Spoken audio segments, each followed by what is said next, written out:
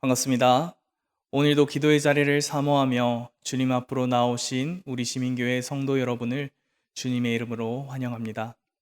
오늘 하나님께서 우리에게 주신 말씀은 룻기 2장 8절에서 14절까지의 말씀입니다.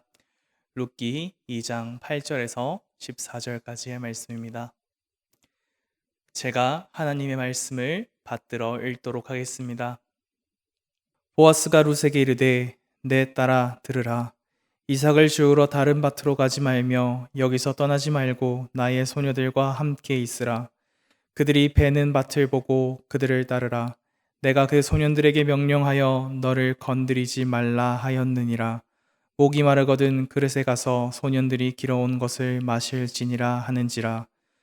룻이 엎드려 얼굴을 땅에 대고 절하며 그에게 이르되 나는 이방 여인이거늘 당신이 어찌하여 내게 은혜를 베푸시며 나를 돌보시나이까 하니 보아스가 그에게 대답하여 이르되 내 남편이 죽은 후로 내가 시어머니에게 행한 모든 것과 내 부모와 고국을 떠나 전에 알지 못하던 백성에게로 온 일이 내게 분명히 알려졌느니라. 여호와께서 내가 행한 일에 보답하시기를 원하며 이스라엘의 하나님 여호와께서 그의 날개 아래 보호를 받으러 온 내게 온전한 상 주시기를 원하노라 하는지라. 룻이 이르되 내 주여 내가 당신께 은혜 입기를 원하나이다. 나는 당신의 하녀 중에 하나와도 같지 못하오나 당신이 이 하녀를 위로하시고 마음을 기쁘게 하는 말씀을 하셨나이다 하니라. 식사할 때에 보아스가 룻에게 이르되 이리로 와서 떡을 먹으며 내 떡 조각을 초에 찍으라 하므로 룻이 곡식 베는 자 곁에 앉으니 그가 볶은 곡식을 주매 룻이 배불리 먹고 남았더라. 아멘. 오늘 함께 나눈 본문의 말씀의 핵심은 이방인인 룻이 유력자 보아스에게 은혜를 입게 되었다는 것입니다. 오늘 본문의 말씀을 살피기에 앞선 룻기 1장의 내용을 함께 살펴보고 가고자 합니다. 룻기 1장의 내용은 우리에게 너무나도 잘 알려진 내용입니다. 그 내용은 사사들이 치리하던 시기에 베들레헴에 큰 흉년이 들게 되었습니다. 그러자 엘리멜렉이라는 사람은 자신의 기업을 모두 처분하고 자신의 아내와 두 아들을 데리고 모압 지방으로 거처를 옮기게 됩니다. 하지만 흉년을 피해 모압 지방으로 간 그들의 삶 또한 그다지 평탄하지만은 않았던 것 같습니다. 모압으로 거처를 옮기자 가장인 엘리멜렉이 죽고 나오미와 그의 두 아들만 남게 된 것입니다. 이 두 아들은 각각 모압 여인 오르바와 룻을 아내로 맞이하게 되는데 이들 또한 자녀도 얻지 못하고 10년 뒤 죽게 됩니다. 남편과 두 아들을 잃은 나오미는 더 이상 이방 땅에 남아 있을 수 없다라고 판단한 것 같습니다. 왜냐하면 이 시대는 남성 중심의 사회로 구성되어 있었기 때문에 여자끼리 살아가기에는 너무나도 힘든 시대였기 때문입니다. 그렇기에 그녀는 조금이라도 살 가능성이 있는 자신이 떠나온 고향 베들레헴으로 떠나고자 했습니다. 나오미는 며느리들에게 자신은 고향인 베들레헴으로 떠날 것이니 너희도 너희의 고향 집으로 돌아가라 라고 말을 합니다. 자신을 따라와 봤자 험난한 삶을 살게 될 것이니 그녀들 각자의 집으로 돌아가 조금이라도 편안한 삶을 살라는 것이었습니다. 쉽게 말해서 나오미는 지금 그녀들을 위해 호의를 베풀고 있는 것입니다. 하지만 그녀들은 시어머니 나오미의 말을 거부하고 나오미를 따라가고자 합니다. 이에 나오미는 다시 한번 그녀들에게 집으로 돌아가라 라고 말합니다. 한 며느리인 오르바는 눈물을 머금고 나오미를 떠나 자신의 집으로 돌아가지만 룻은 우리에게 잘 알려져 있는 것처럼 어머니의 하나님이 나의 하나님이 되시리니 라는 고백을 하며 나오미를 따라 베들레헴으로 들어가게 됩니다. 나오미와 룻이 베들레헴으로 들어갔을 때 베들레헴은 보리를 추수할 시기가 다 왔었습니다. 룻은 나오미에게 밭으로 가 이삭을 주워오겠다고 허락을 받은 뒤 양식을 구하기 위해 길을 떠납니다. 그렇게 룻은 우연히 엘리멜렉의 친족 보아스의 밭에서 이삭을 죽게 됩니다. 이러한 룻의 모습을 보면 룻이 이스라엘 민족에 대해 잘 알고 있었다라고 우리는 생각할 수 있습니다. 성경을 살펴보면 레위기와 신명기에 가난한 사람과 외국인, 고아와 과부를 돌보기 위한 몇 가지 규칙이 나타나 있는 것을 볼 수 있습니다. 그 규칙은 이렇습니다. 첫째, 곡식을 벨 때 밭주인은 밭 모퉁이까지 다 거두어서는 안 된다. 둘째, 밭에 떨어진 이삭은 밭주인이 주어서는 안 된다. 셋째, 주인이라도 잊어버리고 가져가지 못한다는 다시 가져갈 수 없다. 그것을 밭에 그대로 두어 이삭을 줍는 이가 줍게 해야 한다. 넷째, 포도밭에서 포도를 거둘 때 주인은 포도를 전부 다 따서는 안 된다. 다섯째, 밭에 떨어진 포도는 주인이 줍지 못한다. 여섯째, 올리브 나무에서 올리브를 딸 때도 주인은 그 가지를 샅샅이 다 떨어뜨려서는 안 된다입니다. 왜 이런 규칙이 있는 것일까요? 그것은 앞서 말했듯이 이스라엘 사회 공동체 사이에 약자들을 돕기 위함이었습니다. 이것은 하나님께서 명령하신 법이었습니다. 신명기 24장 22절의 말씀입니다. 너는 애굽 땅에서 종되었던 것을 기억하라. 이러므로 내가 내게 이 일을 행하라 명령하노라. 하나님께서는 그들 또한 과거에는 애굽에서 종이었던 것을 기억하며 가난한 자들을 지키고 보호하라라고 이 명령을 하신 것입니다. 여튼 룻은 이스라엘의 이러한 관습을 잘 알고 있었던 것 같습니다.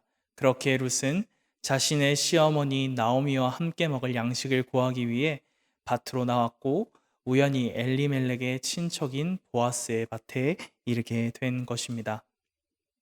그리고 때마침 자신의 보리밭으로 온 보아스가 룻을 보게 됩니다. 정말 드라마 같은 일이지 않습니까? 룻이 먹을 것을 구하기 위해 밭으로 나왔는데 우연히 자신의 시아버지의 친척인 보아스의 밭에 이르게 되었고, 그리고 때마침 보아스가 나타나 그의 일꾼이 아닌 룻을 발견한 것입니다. 세상 사람들은 이것을 우연이라고 부릅니다. 생각지도 못한 행운이라는 것이죠. 하지만 하나님이 만드신 이 세상에 우연이란 존재하지 않습니다. 이 세상 모든 것이 하나님의 통치 아래에 있고 이 세상 모든 것들은 하나님의 계획하심에 따라 움직이고 있습니다. 그렇기에 세상 모든 곳에 하나님의 손길이 닿아 있고 하나님의 계획이 거치지 않은 것은 없다라는 것입니다.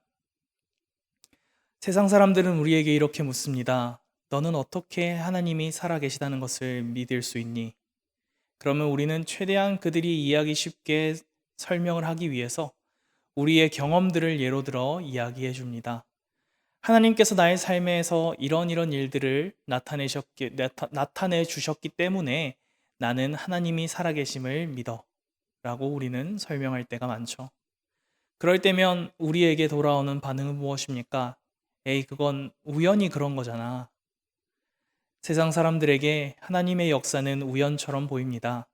그러나 우리는 이 우연 같은 일이 전적으로 하나님의 계획하심 아래에서 이루어지고 있다는 것을 믿고 고백할 수 있어야 합니다.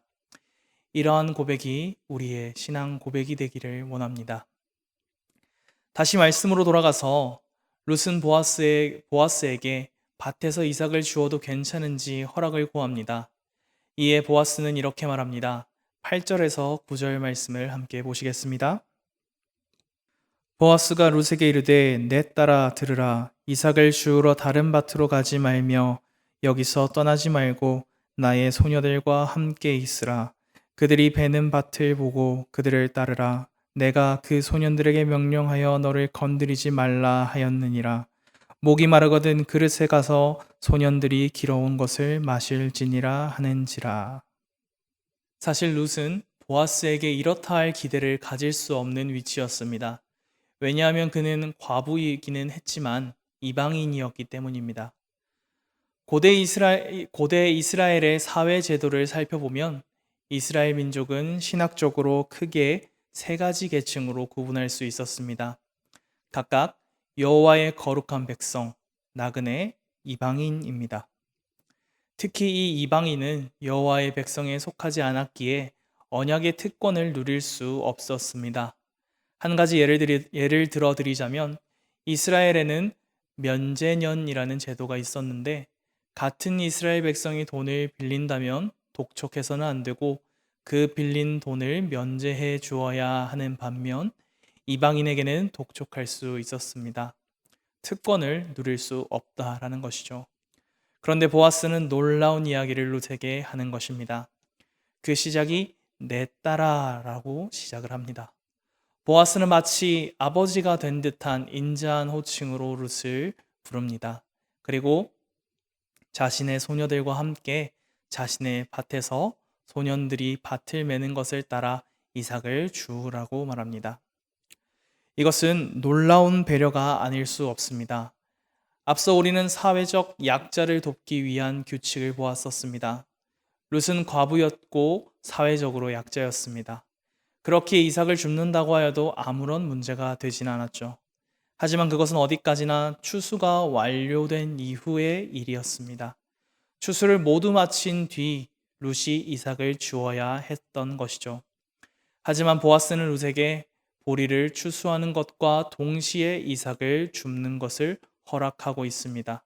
엄청난 특권을 룻에게 주고 있는 것입니다.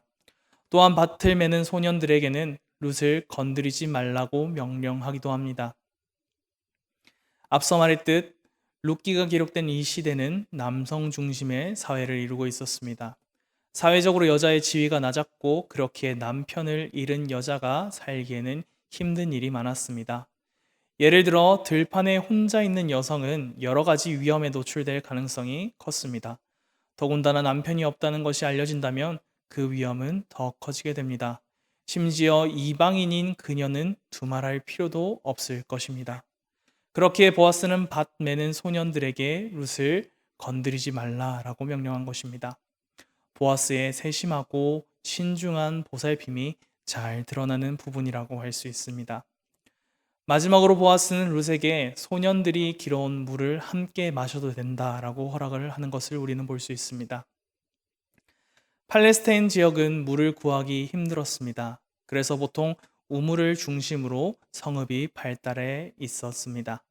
그리고 보리 추수는 건기에 시작되었는데 하루 종일 일을 하려면 일하는 자들에게 물은 필수적인 요소로 작용했습니다. 하지만 룻처럼 혼자 일하는 사람이 하루 종일 마실 물을 챙기기란 쉬운 일이 아니었을 것입니다. 그렇기에 보아스는 룻에게 소년들이 길어온 우물물을 함께 마시라라고 말한 것입니다. 이에 룻은 놀라고 맙니다.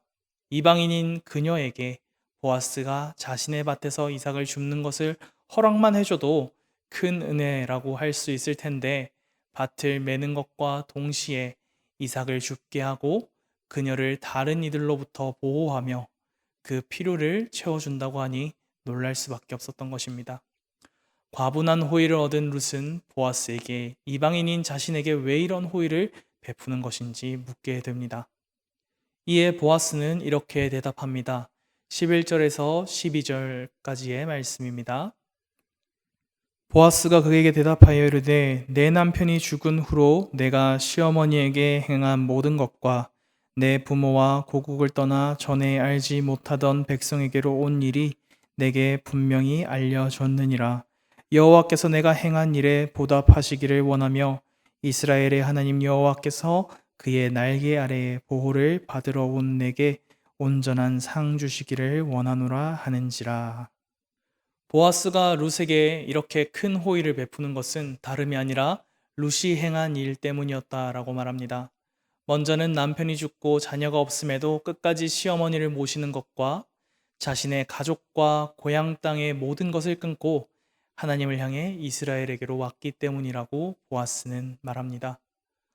얼마의 시간이 지났는지는 알지 못합니다. 일을 어느 정도 마치고 잠시 점심을 먹는 시간이 되었습니다. 그때 다시 룻에게 놀라운 일이 일어나게 됩니다. 보아스가 자신을 그들의 공동체 곁으로 부른 것입니다. 아무리 보아스가 말할 수 없는 큰 은혜를 베풀었다고 할지라도 룻은 그 자리에 초대받을 권리가 없는 이방인이었습니다. 그러나 보아스는 그녀를 식사의 자리로 초대하여 떡을 주고 초를 찢게 하며 볶은 곡식을 나누어 함께 먹게 했습니다. 한 공동체, 가족이 된 것입니다.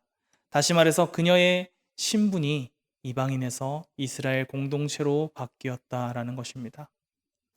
이방 여인 룻이 가장 천대받는 이방인 과부에서 식탁을 나누는 이스라엘 공동체로 신분이 바뀌는 과정을 보시며 여러분들은 어떠한 것이 떠오르십니까? 혹시 우리의 죄인이라는 신분이 하나님의 자녀가 된 신분의 변화를 겪는 사건, 즉 구원의 사건이 떠오르지는 않으십니까? 우리는 아담의 범죄로 하나님과 마주할 수도 함께할 수도 없는 죄인이 되었습니다. 그러나 하나님께서는 우리를 불쌍히 여기셨고 예수 그리스도라는 은혜를 우리에게 주시어 우리를 구원하셨습니다. 함께 식사할 수 있는 그 자리로 초대하셨습니다. 우리의 신분이 죄인에서 하나님의 자녀로 바뀌게 된 것입니다. 우리가 어찌 기쁘지 아니할 수 있겠습니까? 그렇기에 우리는 이 사실을 기억하고 하나님의 놀라운 은혜에 감사해야 합니다. 이제 말씀을 맺기를 원합니다. 우리에게 익숙하지만 어렵게 느껴지는 성경 구절이 하나 있습니다. 데살로니가전서 5장 18절의 말씀입니다.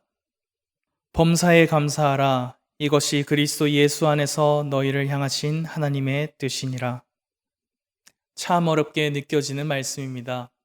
앞선 항상 기뻐하라 하나 쉬지 말고 기도하라도 만만치 않은데 모든 일에 감사하라라고 하십니다. 부담스러울 수도 있습니다. 어떻게 그럴 수 있지라는 생각이 들 수도 있습니다. 그러나 하나님께서 예수 그리스도를 통하여 우리의 신분을 변화시키셨다는 것을 기억한다면 우리는 모든 일에 감사할 수 있습니다. 외롭게 홀로 떨어져 있는 우리를 식사의 자리로 초대하셨다는 것을 기억한다면 항상 기뻐할 수 있습니다. 우리는 신앙생활을 하면서 이 사실을 너무나도 자주 잊고 사는 것 같습니다. 저 또한 마찬가지입니다. 세상 일들을 바라보고 사람을 바라보니 불만이 계속해서 나타납니다. 원망할 곳이 없으니 하나님 앞에서 볼멘 소리를 내뱉기도 합니다. 하지만 구원받은 우리는 신분이 변화된 성도는 그러해서는 안 됩니다. 우리의 삶을 돌아보고 구원의 감격을 매 순간 잊지 않는 우리가 됩시다. 그리고 오늘 이 시간을 통하여 구원의 감격을 기억하며 모든 것에 감사하는 우리가 되기를 원합니다. 하나님과 함께 그 식사의 자리를 누릴 수 있다는 것에 항상 기뻐하는 우리 모두가 되기를 간절히 소원합니다.